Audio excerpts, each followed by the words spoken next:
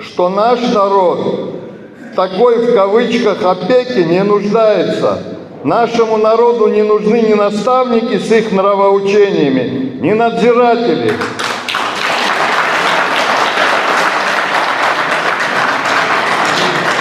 Мы не подшефные, мы равноправные партнеры.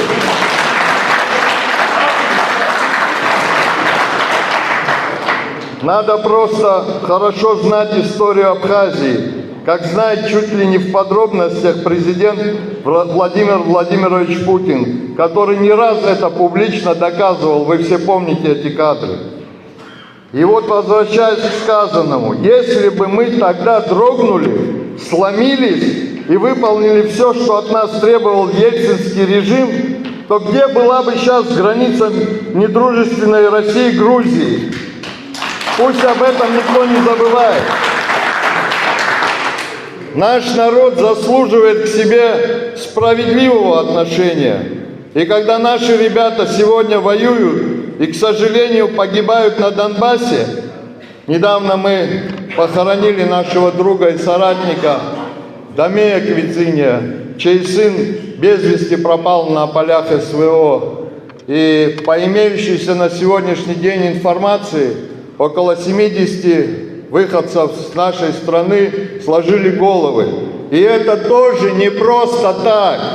Да, у нас в стране немало серьезных проблем, где действительно нужна помощь и поддержка. Ну, кто-то может сказать, мол, сегодня молодежь вовлекают в управление государством, дают возможность для роста, но делается это очень примитивно. Открывают дорогу своим, оттесняют других как чужих. Вообще, что значит команда президента? Что значит команда Абхазии? В принципе, хороший лозунг дискредитирован. А остальные кто? По принципу будете послушными, получите шанс, а нет, пеняйте на себя. До такого публично-демонстративного разделения граждан Абхазии еще никто не додумался. Если кто-то считает, что такой подход верный, он глубоко ошибается. Все это от недопонимания и незнания ситуации. В таких вопросах необходимо, чтобы все слои общества активно включались в процессы. Советоваться нужно с учеными, интеллигенцией, авторитетными, знаковыми людьми Абхазии. Без внутреннего консенсуса такие вещи вообще работать не будут. Они будут носить фрагментарный и конъюнктурный характер.